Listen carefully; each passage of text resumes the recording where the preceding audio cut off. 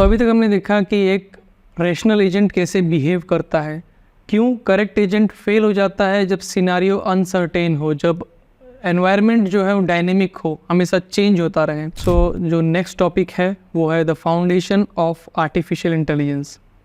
जब AI evolve हो रहा था अर्ली 50 में, अर्ली 60s में, बहुत सारे फील्ड के लोग इसमें कंट्रीब्यूट किए इन्होंने। जैसे कि यहाँ पे आप देख सकते हो फिलोसॉफी का बहुत मेजर रोल रहा है एआई को डेवलप करने में, एआई के बारे में समझने में, क्योंकि इसमें हम ह्यूमन बिहेवियर समझते थे, ह्यूमन के कैसे ह्यूमन बिहेव करता है, कैसे एक्ट करता है, वो सब देखते थे। तो उस हेल्प से हमने एआई के अंदर हम क्या कर सकते हैं, कैसे हम एक सेम टू सेम मिमिक कर सकते हैं एक ह्यूमन बीइंग को, वो हमने देखा। फिर मैथमेटिक्स की बात आती है, तो जैसे आप जानते हैं कि एक आर्टिफिशियल इंटेलिजेंस को बनाने के लिए कोडिंग की ज़रूरत पड़ती है, और कोडिंग के पीछे जो हम कोड करते हैं वो और कुछ नहीं, मैथमेटिक्स ही है। आप देखने जाओ तो जितने भी एल्गोरिदम्स काम कर रहे हैं आज एआई को लेके, या फिर किसी सिस्टम को लेके, किसी मशीन को लेके, सारे एल्गोरिदम का जो बेस है वो मैथमेटिक्स ही है। मैथमेटिक्स नहीं होता तो एल्गोरिदम कभी डेवलप नहीं हो पाते। फिर नेक्स्ट आते हैं इकोनॉमिक्स पे। अभी इकोनॉमिक्स क्यों, जैसे मैंने आपको पहले बताया था कि एक कोई अनसर्टेन इन्वायरमेंट है जो डायनेमिकली चेंज हो रहा है हमेशा, तो वहाँ पे एक एजेंट कैसे डिसीजन लेता है, कैसे उसके लिए बेस्ट फिट लाइन कौन सी होती है, कि उसके लिए उस टाइम पे बेस्ट क्या है, वो डिसीजन लेने के लिए इकोनॉमिक्स की हमको ज़रूरत पड़ती है। फिर नेक्स्ट आते हैं हम न्यूरो साइंस पे। अभी न्यूरो साइंस जैसे मैंने आपको पहले बता के रखा हुआ है कि अगर हमने जिस दिन अपने ब्रेन को समझ लिया कि अपने ब्रेन कैसे काम करता है, किस तरीके से उसके न्यूरॉन्स फायर होते हैं, ट्रिगर होते हैं, हमारे किस बिहेवियर पे वो कौन से ब्रेन का कौन सा हिस्सा काम करता है, तो ये सब न्यूरो साइंस के अंदर आता है। और इसी की हेल्प से हम लोग एआई को समझने में मदद करते हैं। जैसे कि अगर हमने जिस दिन हमको पता चलता है कि भाई ब्रेन का ये हिस्सा फायर होता है जब हम हैप्पी होते हैं, जब हम सैड होते हैं तो ये वाला हिस्सा फायर होता है, वहाँ के न्यूरॉन्स एक्टिवेट होते हैं। उसी तरीके से हम एआई के अंदर भी इमोशंस डालने का ट्राई कर रहे हैं। Due to our brain study हम लोग आगे जानेंगे कि कैसे एक ब्रेन की स्टडी की हेल्प से हम लोग अपने खुद को, ब्रेन को मिमिक कर सकते हैं एक आर्टिफिशियल इंटेलिजेंस में। क्योंकि आज हम जितने भी एआई देख रहे हैं, वीक एआई हो गए या फिर जितने भी सिस्टम देख रहे हैं जो ऑटोमेटिकली चल रहे हैं, वो सबको आप देखोगे तो आप देख के पहचान जाओगे कि अच्छा ये तो एक रोबोट है, ये तो एक सिस्टम है। बट हमारा गोल क्या है कि एक ऐसा रोबोट बनाना, एक ऐसा एआई बनाना जिसमें डिफरेंस पता ना चले कि ये कोई एक रोबोट है या फिर कोई एक ह्यूमन है। आगे बढ़ते हैं साइकोलॉजी पे। साइकोलॉजी ने बहुत हेल्प किया एआई को डेवलप करने में। जैसे कि इस फील्ड के अंदर ह्यूमन कैसे बिहेव करता है, ह्यूमन कैसे एक्ट करता है, ये सारी चीज़ें इसके अंदर आती है। नेक्स्ट जो है वो है कंप्यूटर इंजीनियरिंग। अभी हमने इतनी सारी चीज़ें देखी जैसे philosophy, mathematics, economics, neuro science, psychology, but ये सारी चीज़ें किसी एक सिस्टम के अंदर आने वाली है। वो सिस्टम बनेगा ही कंप्यूटर साइंस की हेल्प से, कंप्यूटर इंजीनियर की हेल्प से, इंजीनियरिंग की हेल्प से।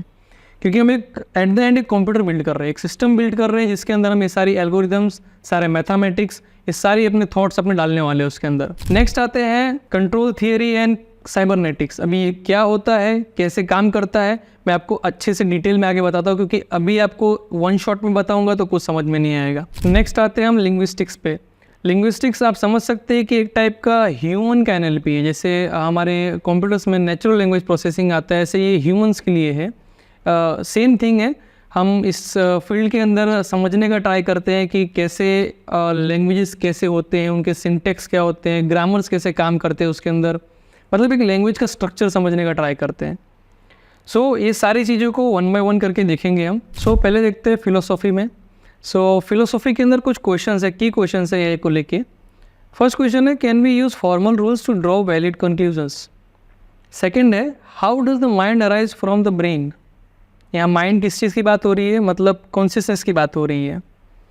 Where does knowledge come from, how does knowledge lead to action.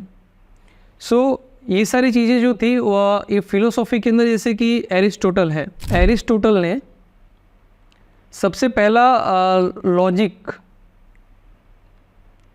की जो थियरी दी थी वो एक स्टैटिक लॉजिक की थी। जैसे मैंने आपको बताया था कि अगर एक सारे ह्यूमन मोटल्स है और आदर्श एक ह्यूमन है, आदर्श मोटल है।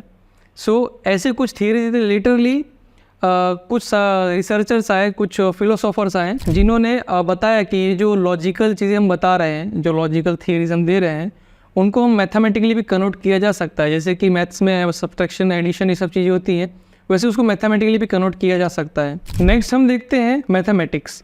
अभी मैथमेटिक्स, जैसे कि मैंने आपको बताया कि मैथमेटिक्स जो हमारे एआई के अंदर जो चल रहा है वो सब मैथमेटिक्स ही है। वो एल्गोरिदम्स की हेल्प से ही एक एआई कुछ कर पा रहा है। इवन हमारा ब्रेन भी बहुत सारे एल्गोरिदम से बन के ही पूरा एक कॉन्शियसनेस के अंदर आया है, क्योंकि हम बचपन से कुछ ना कुछ सीख रहे हैं। हर चीज़ में कुछ लॉस ढूंढते हैं, कुछ प्रॉफिट ढूंढते हैं, क्या सही है, क्या गलत है, क्या ट्रू है, क्या फॉल्स है, ये सारी चीज़ें हम देखते हैं।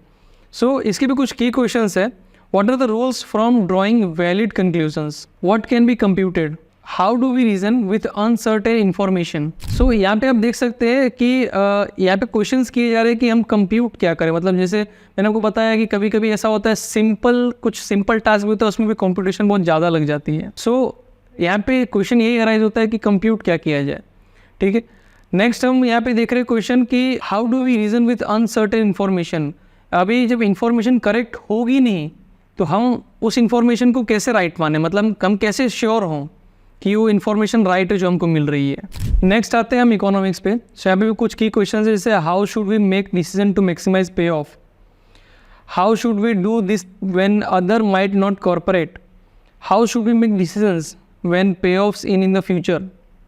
जैसे कि मैं आपको बताऊँ, मैं अभी 12th पास हुआ, सो मुझे पता नहीं है कि मेरा फ्यूचर कैसा होगा। मतलब मैं अभी, मेरे को कोई इंटरेस्ट नहीं, मेरे अंदर से कोई इंटरेस्ट नहीं, बट मेरे को ऐसा चाहिए कि मेरा फ्यूचर अच्छा हो, सिक्योर हो, और अच्छे एट द एंड हमको इनकम चाहिए तो अच्छी इनकम मिले।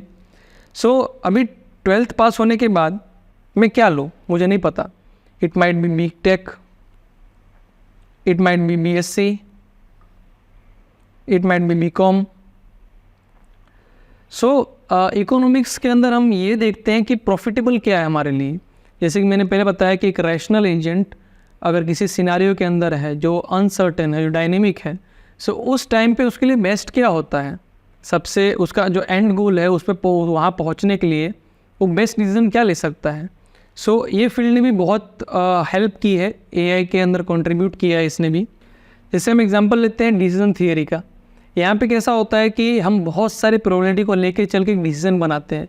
हर एक वे पे, हर एक एंड पे हम प्रोबेबिलिटी निकालते हैं कि यहाँ पे से क्या हो सकता है, किसमें प्रॉफिट ज़्यादा है अपने को, क्या ये वे सही रहेगा।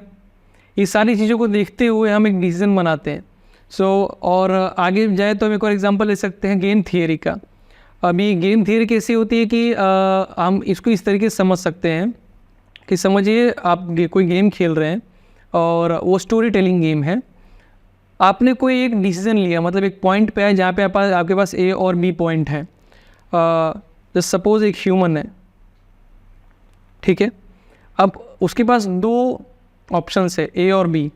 अगर वो A लेगा तो उसके आगे के जो ब्रांचेस खुलेंगे वो एक अलग तरीके से होंगे, और अगर वो B लेगा सो उसके ब्रांचेस कुछ अलग तरीके से खुलेंगे। सो ये गेम थियरी भी यही है कि अगर एक एजेंट एक टाइम पे कुछ एक डिसीजन लेता है तो वो इन फ्यूचर उसको इम्पैक्ट करेगा, उसको अफेक्ट करेगा।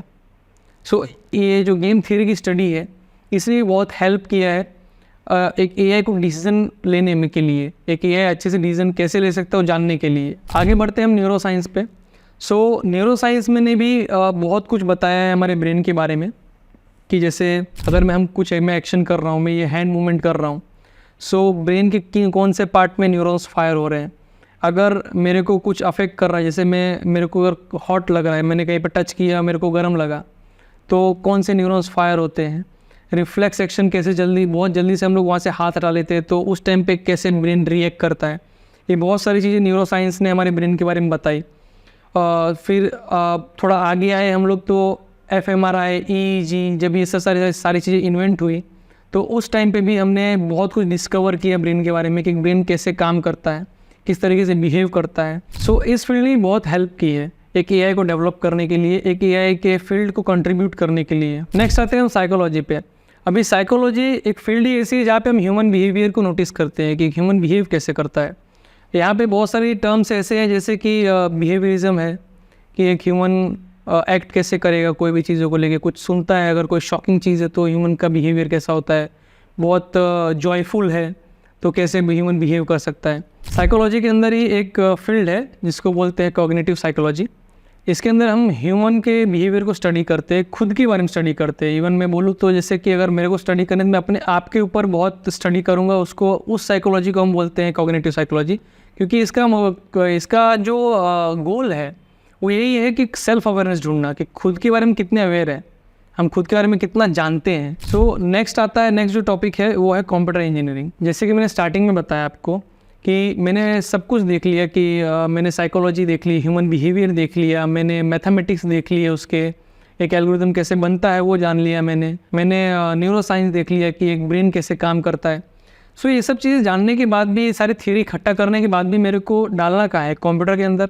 सो कंप्यूटर इंजीनियरिंग इसलिए बहुत रिक्वायरमेंट है, उसकी ज़रूरत है, क्योंकि एट द एंड ये सब कुछ, ये जितना भी मैथमेटिक्स है, जितने भी एल्गोरिथम्स है, हम उसको कोडिंग के थ्रू ही हम इसके अंदर डालने वाले हैं कंप्यूटर्स के अंदर, और तभी एक सिस्टम को एआई बोल सकते हैं हम। सो इस फील्ड ने भी बहुत कंट्रीब्यूट किया है। इवन सबसे ज़्यादा कंट्रीब्यूट अगर किसी फील्ड का है तो इसी फील्ड का है, कंप्यूटर इंजीनियरिंग का। नेक्स्ट हम आते हैं कंट्रोल थियरी एंड साइबरनेटिक्स पे। अभी कंट्रोल थियरी क्या होती है, जस्ट मैं एग्जांपल लेता हूँ। ये मैंने पेन होल्ड करके रखा हुआ है, ये मेरे हैंड से, ठीक है। अभी ये मैं ईजीली कर पा रहा हूँ, मैं हेड मूवमेंट कर पा रहा हूँ, मैं अपने हाथ रिलैक्स करके ऐसे रख सकता हूँ। मतलब ये कैसी चीज़ है कि एक दूसरे में कोऑर्डिनेशन कैसे होते हैं, जैसे इस हैंड का कोऑर्डिनेशन इस हैंड के साथ कितने अच्छे से हो रहा है, क्योंकि यही सारी चीज़ें एक रोबोट को एक ह्यूमन जैसे बिहेव करने में काम करेंगे। जैसे कि अगर एक रोबोट है, उसके अंदर सारे सिस्टम्स लगे हुए, सेंसर्स, एक्चुएटर सब लगे हुए हैं, मोटर्स लगे हुए हैं। सो उसके हैंड मूवमेंट्स ऐसे होंगे तब हम उसको बोलेंगे कि एक ह्यूमन है।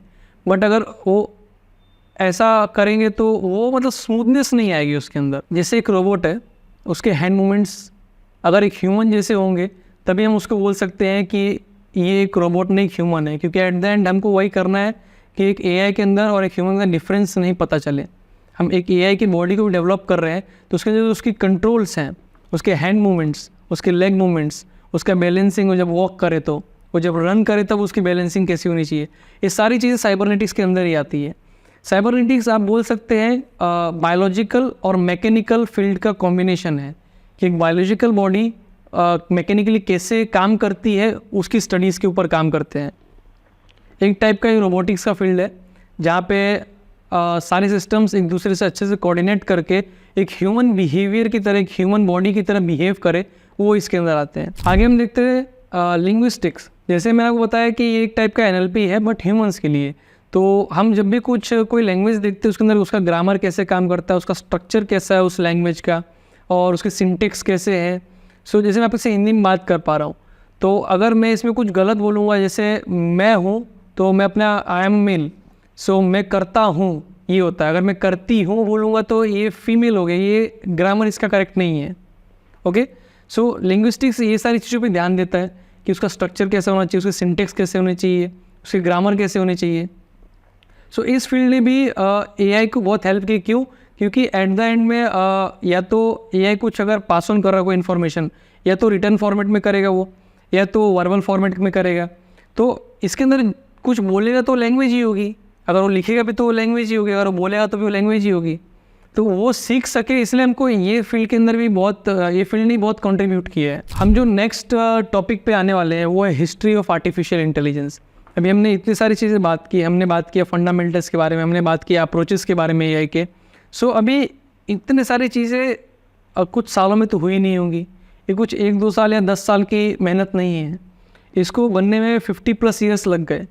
सो ये 50 सालों में एआई कैसे इवॉल्व हुआ वो हम देखने वाले हैं। मेरे पास कुछ ये चार्ट है, एक आप देख सकते हैं, ये एआई की टाइमलाइन है। सो आप देख सकते हैं 1950s में ट्यूरिंग टेस्ट आया था, एलन ट्यूरिंग लेके आए थे वो टेस्ट। मैंने आपको एक्सप्लेन कर दिया एलन ट्यूरिंग का टेस्ट क्या है, कि एक विंडो के अंदर 2 सिस्टम बोल सकते हैं, एक साइड में ह्यूमन एक साइड में सिस्टम है, और ह्यूमन पता ना कर पाए कि कौन सा सिस्टम है कौन सा ह्यूमन है, उसको ऐसा लगे दोनों ह्यूमन है, सो उसको बोलेंगे ट्यूरिंग टेस्ट। वो ट्यूरिंग टेस्ट पास कर जाता है वो सिस्टम। फिर आप देखिए कि 1955 में एआई बॉर्न हुआ था। क्या मतलब हुआ कि एआई बॉर्न हुआ था? उसके पहले एआई नहीं था? नहीं, एआई टर्म नहीं था, हम उसको जानते थे बट एज एन एआई नहीं जानते थे। सो 1955 में जॉन मैकार्टे ने सबसे पहले जो वर्ड दिया वो आर्टिफिशियल इंटेलिजेंस दिया, कि इसको एआई बोलते हैं हम लोग, जो खुद से सोच सके, समझ सके, उसको हम आर्टिफिशियल इंटेलिजेंस बोल सकते हैं। सो नेक्स्ट 1961 में एनीमेट आया। ये फर्स्ट इंडस्ट्रियल रोबोट था जिसने ह्यूमन को रिप्लेस किया था असेंबली लाइन के अंदर। असेंबली लाइन क्या होती है? फॉर एग्जांपल कार का एग्जांपल लेते हैं तो कार असेंबल्स होते हैं जो सबसे पहले फोर्ड ने स्टार्ट किया था। सो कार जब असेंबल होते हैं तो एक सेक्शन में उसके चेचिस लगते हैं, एक सेक्शन में उसके व्हील्स लगते हैं, एक सेक्शन में उसके डोर्स लगते हैं। सो ये असेंबली लाइन के अंदर सबसे पहले जो ह्यूमन को रिप्लेस करने वाला जो रोबोट आया था वो एनीमेट था, वो भी 1961 में। नेक्स्ट बात करते हैं हम लोग 1964 में एलिज़ा आई। अब एलिज़ा क्या था कि एलिज़ा आप बोल सकते हैं कि एक कन्वर्जन रोबोट था। जैसे आज जीपीटी काम कर रहा है, एक कन्वर्जन कर सकता है, जैसे आज जीपीटी काम कर रहा है, कन्वर्जन कर सकता है, वैसे उस टाइम पे एलिज़ा थी। बट वो कुछ स्पेसिफिक लिमिट तक ही बात कर सकती थी। मतलब वो सब कुछ याद तो नहीं कर सकती बट आपसे बात कर सकती थी। बट आज का जो जीपीटी है वो बहुत एडवांस है, आपसे बात भी कर सकता है और आपकी चीज़ों को याद भी कर सकता है। फिर हम आते हैं 1966 पे। 1966 पे शेकी एक रोबोट आया था जो कुछ एक्शंस परफॉर्म करता था। इसके पहले जो एनीमेट था वो क्या करता था कि एक स्पेसिफिक टास्क ही करता था, एक नॉर्मल वर्क जो असेंबली लाइन में करते हैं, और एक स्पेसिफिक सेक्शन के अंदर ही काम करता था। बट शेकी एक मूवेबल रोबोट था, उसको आप एक जगह से दूसरी जगह पे लेके जा सकते थे और कुछ एक्शंस परफॉर्म करता था। 1966 के बाद एआई विंटर आया। अब ये एआई विंटर क्यों बोल रहा हूँ मैं? क्योंकि 1966 के बाद बहुत कुछ बड़ा डेवलपमेंट हुआ नहीं, और एआई के जो फील्ड है उसको फंडिंग मिलनी बहुत कम हो गई, क्योंकि कोई इनोवेशन नहीं हो रहा था, कोई इन्वेंशन नहीं हो रहा था उसके अंदर। सो इसके अंदर जब ये एआई विंटर चल रहा था फिर भी कुछ कॉन्फ्रेंस हुए, जैसे कि बहुत बड़ा कॉन्फ्रेंस हुआ था, फर्स्ट एआई कॉन्फ्रेंस हुआ था इस विंटर के अंदर, बट कोई इन्वेंशन नहीं हुए थे। फिर 1997 में डीप ब्लू करके एक चेस रोबोट आया था जो आईबीएम ने बनाया था। सो उसने उस टाइम के वर्ल्ड्स बेस्ट चेस प्लेयर को हरा दिया था, जिसका नाम था गैरी कैस्परोव। आगे बढ़ते हैं तो 1998 में किस्मेट करके एक रोबोट आया था जो एक्सप्रेशंस बता सकता था अपने, मतलब उसके लिप्स थे, उसके आइज़ थे, आइज़ ब्लिंक कर सकता था, वो लिप्स को मूव कर सकता था, मतलब उसके फेशियल एक्सप्रेशंस थे। फिर 1999 में AIBU करके एक रोबोट निकला जो एक पेट रोबोट था। सोनी ने उसको लॉन्च किया था। ये फर्स्ट पेट रोबोट था और ये कुछ एक्शंस करता था, जैसे एक पेट कर सकता है, स्टैंड अप, सिट डाउन, ऐसी सारी चीज़ें। फिर 2002 में रोम्बा करके एक वैक्यूम रोबोट आया था, वैक्यूम क्लीन रोबोट आया था जो नेविगेट कर सकता था पूरे घर के अंदर। मतलब अगर आपका कहीं पे कबर्ड रखा हुआ है, कहीं पे सोफ़ा रखा हुआ है, तो पूरा मैपिंग कर लेता था कि कबर्ड कहाँ पे, सोफ़ा कहाँ पे, और उस हिसाब से वो सफाई करता था, वो जाके टकराता नहीं था उसके ऊपर। फिर 2011 में आप सबको पता है एप्पल ने अपना फर्स्ट AI असिस्टेंट निकाला जिसको वो बोलते हैं सीरी। आज भी आप यूज़ करते हो उसको, और ये आपको पता ही है सीरी कितना पावरफुल हो गया है अभी, पहले से लेकर अभी तक। अभी वो कॉल कर सकता है, मैसेज का रिप्लाई कर सकता है, ये सारी फंक्शनलिटी उसके अंदर आ गई है। एक टाइप से वो आपके पूरे फ़ोन को कंट्रोल कर सकता है थ्रू योर वॉइस। फिर 2011 में वॉटसन करके IBM ने एक और बॉट बनाया जो क्वेश्चन आंसरिंग के काम आता था। मतलब आप कुछ क्वेश्चन पूछो, उसका वो आंसर दे सकता था। जियोपार्डी करके एक फेमस अमेरिकन टीवी शो है जहाँ पे ये सारे क्विज़ वाले गेम्स होते थे। मतलब आप क्विज़ पूछते थे, सामने वाला आंसर करता था, और जो क्विज़ जीतता था उसको प्राइज़ दिया जाता था। सो वहाँ पे जो ये वॉटसन है, इसने 1 मिलियन का प्राइज़ जीत लिया था। सो आप धीरे धीरे आप देख सकते हैं कि स्टार्टिंग में हमारे पास सिर्फ एक थियरी थी 1950s में कि AI कैसा होना चाहिए, और 2011 आते आते वॉटसन जैसे इतने एडवांस बॉट्स आ गए जो क्वेश्चन के आंसर दे सकते हैं, रिप्लाई करते हैं, और इवन प्राइज़ भी जीत जाते हैं। फिर 2014 में 2 इन्वेंशंस हुए। सबसे पहला हुआ यूजीन गोस्टमैन। ये सबसे पहला ऐसा बॉट था, बोल सकते हैं, जिसने ट्यूरिंग टेस्ट पास कर लिया। ट्यूरिंग टेस्ट कौन सा? जिसकी हम बात कर रहे थे कि विंडोज़ के पीछे कर्टन्स लगा दो आप ब्लैक कलर के, और पीछे से कौन बात कर रहा है, एक सिस्टम है या फिर एक ह्यूमन है, पता ना चले।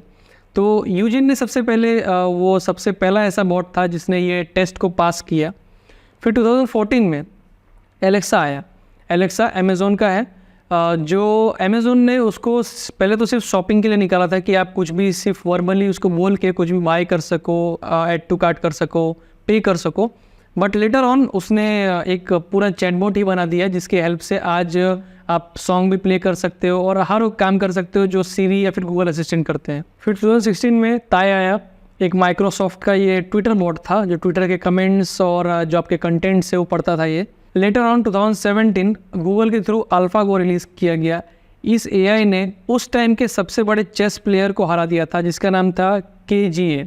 एक चाइनीज़ चेस प्लेयर था और उस टाइम पे ये नंबर 1 पे था और इस बॉट ने उसको हरा दिया था। अभी आप देखेंगे तो अभी भी बहुत सारी चीज़ें जो है डेवलप हो रही है या फिर जो हो चुकी है उनको देख के आपको लगेगा नहीं कि ये कैसे पॉसिबल हुआ। मैं बात करूँ तो अभी रिसेंटली मतलब कुछ साल पहले 2017 में गूगल ने एक रिसर्च पेपर रिलीज़ किया था जिसका नाम था attention is all you need. उस रिसर्च पेपर की हेल्प से आज हम लोग GPT को देख पा रहे हैं, जिसके अंदर समझाया गया था कि ट्रांसफार्मर कैसे बना सकते हैं हम लोग। ट्रांसफार्मर किसका? GPT का बैकएंड में बहुत बड़ा ट्रांसफार्मर बना हुआ है जिसकी हेल्प से GPT सब कुछ समझ पा रहा है, स्टोर कर पा रहा है आपकी इन्फॉर्मेशन, आपको आंसर कर पा रहा है। अभी भी आप देखोगे तो कितनी सारी ऐसी चीज़ें जैसे कि आप बोलो ड्राइवरलेस कार्स, अभी भी आप देखो फेमस है बहुत। टेस्ला आप देखते ही हो, और भी बहुत सारे। इंडिया में भी महिंद्रा ने एक सेल्फ ड्राइविंग की कार बनाने का ट्राई किया जिसको हम लोग बोलते हैं XUV 700। वो भी खुद से चलने का, जब वो हाईवे पे चलती है तो वो खुद से डिटेक्ट कर पाती है कि रोड किधर है, उसके अलाइंस किधर है, उसके लाइंस के ऊपर वो चल सके। फिर आगे अगर कोई आ जाए तो उसको ऑन द स्पॉट ब्रेक मारना है। ये धीरे धीरे आप देख रहे होगे तो बहुत सारी चीज़ें इवॉल्व हुई। स्पेस एक्सप्लोरेशन की बात कर ले तो वहाँ पे आप देख सकते हो नासा ने बहुत सारे ऐसे रोवर्स लॉन्च किए हैं मार्स पे, मून्स पे, जो आज भी ऑटोमेटिकली खुद से चल रहे, खुद से डिसीजंस लेते हैं, खुद से इन्फॉर्मेशन भेजते हैं अपने, क्या सही है क्या गलत है उनको खुद पता है। फिर आगे आप देखिए तो गेम प्लेइंग के अंदर अभी आप अनरियल इंजन को देखोगे तो उसके अंदर भी AI का यूज़ हो रहा है गेम्स बनाने के लिए, ग्राफिक डिज़ाइन करने के लिए। स्पैम फिल्टरिंग हो गया। मेल्स के अंदर आप देखोगे तो स्पैम, कौन सी चीज़ स्पैम है, कौन सी नहीं है, कौन से मेल स्पैम में डालने चाहिए, कौन से डालने चाहिए। आप अपने आसपास के एनवायरनमेंट देखो तो वैसे बहुत सारी चीज़ें हैं। नेटफ्लिक्स को ले लो, आप अमेज़न प्राइम को ले लो, आप स्पॉटिफाई के सजेशंस को ले लो, या फिर इवन आप कुछ बात करते हो तो भी आपको उस चीज़ के एड्स आने लगते हैं, इवन आपने उसको सर्च नहीं किया होता तो भी। इतनी सारी चीज़ें आज हो पा रही है तो with the help of AI, artificial intelligence. ये सारी चीज़ें आप जो आपका फ़ोन है वो एनालाइज करता है, वो देखता है, समझता है और उसी हिसाब से आपको, आपके लिए बेस्ट क्या है वो आपको रिप्रेजेंट करता है। अभी AI को हमने इन्वेंट किया था, हमने बनाना स्टार्ट किया था ह्यूमन के सारी काम को आसान करने के लिए, और आज आप देख सकते हो कि ऐसे बहुत सारी चीज़ें हैं जो अब बहुत आसान हो गया है with the help of artificial intelligence. अब फ्यूचर क्या होगा AI का? तो रोबोटिक्स में अभी AI बहुत पीछे है। आर्टिफिशियल इंटेलिजेंस धीरे धीरे रोबोटिक्स के अंदर बढ़ रहा है क्योंकि उसके जो इंटेलिजेंस है, आप GPT को देख पा रहे हो, कोडिंग कर सकता है, बहुत कुछ ईमेल्स कर सकता है, कंटेंट क्रिएट कर सकता है, वो हर एक टेक्स्ट फॉर्मेट वाली चीज़ कर सकता है जो ह्यूमंस कर सके, और अभी भी धीरे धीरे वो बेटर होने की ट्राई कर रहा है। इवन आज वो ऐसे और जो मेल्स है वो ह्यूमन से अच्छा लिख सकता है। Now talking to the future of AI, तो अभी जो रोबोटिक्स है, रोबोट्स है, उसके अंदर हम AI की चिप्स डालना स्टार्ट करें। जैसे अमेरिका का मैंने आपको एग्जांपल दिया, सोफिया का एग्जांपल दिया। मतलब अभी जो प्रॉब्लम अभी जो आ रही है वो आ रही है मैकेनिक्स में। एक रोबोट के हैंड मूवमेंट्स कैसे होने चाहिए, एक रोबोट के एक्सप्रेशंस कैसे होने चाहिए, उस पर भी बहुत काम चल रहा है। और इन फ्यूचर हम AGI की तरफ बढ़ रहे हैं, एक आर्टिफिशियल जनरल इंटेलिजेंस। अब ये क्या होता है, कैसे काम करता है, हम ये आने वाले वीडियोज़ में देखेंगे। और इसका फ्यूचर क्या होने वाला है, क्या आर्टिफिशियल इंटेलिजेंस किस लिमिट तक जा सकता है, या फिर कितना बड़ा बन सकता है, कितना हेल्पफुल हो सकता है अपने लिए, और इसके एथिक्स क्या क्या है, मतलब कहाँ पे गलत है, कहाँ पे उसको रोका जा सकता है। क्योंकि आज भी आप देखोगे तो डीप फेक AI जैसे बहुत सारे ऐसे टूल्स हैं जो कंट्रोवर्सी में है कि वो गलत है, वो ख़राब चीज़ है, और जेन्युइनली बहुत ही गलत वे में यूज़ किया जा रहा है, बट उसको रोका जा सकता है, वो भी AI की हेल्प से ही। हमको एक एथिकल AI बनाना है, ना कि अनएथिकल AI। हम नेक्स्ट वीडियोज़ में ये सारी चीज़ें देखेंगे। और ये प्लेलिस्ट हमने स्टार्ट की है तो इसकी सीरीज़ आगे बहुत सारी आने वाली है, जिसके अंदर हम बहुत सारे एल्गोरिदम्स की बात करेंगे। A* एल्गोरिदम हो गया, फिर हम वनपस वर्ल्ड के बारे में बात करेंगे, ऐसे बहुत सारे शेड्यूलिंग एल्गोरिदम्स के बारे में बात करेंगे, जिसकी हेल्प से हम AI के बेसिक्स फंडामेंटल्स को हम जानेंगे कि क्या कैसे काम करता है, कैसे एक एजेंट को सोचना चाहिए, समझना चाहिए। मिलते हैं नेक्स्ट वीडियो में। अगर आपको वीडियो पसंद आया तो डू लाइक, शेयर करिए इस वीडियो को अपने फैमिली ग्रुप में, फ्रेंड्स ग्रुप में, और कमेंट करिए आपको और ऐसे वीडियोस चाहिए, और इन फ्यूचर किस टॉपिक पे वीडियो चाहिए वो भी आप कमेंट कर सकते हैं नीचे, हम उस टॉपिक पे वीडियो बना देंगे आपके लिए। और सब्सक्राइब करिए हमारे यूट्यूब चैनल को अगर आपको और भी ऐसी इन्फॉर्मेटिव वीडियोस देखनी है, और प्रेस द बेल आइकॉन ताकि एक भी वीडियो आपसे मिस ना हो। थैंक यू, मिलते हैं अगले वीडियो में।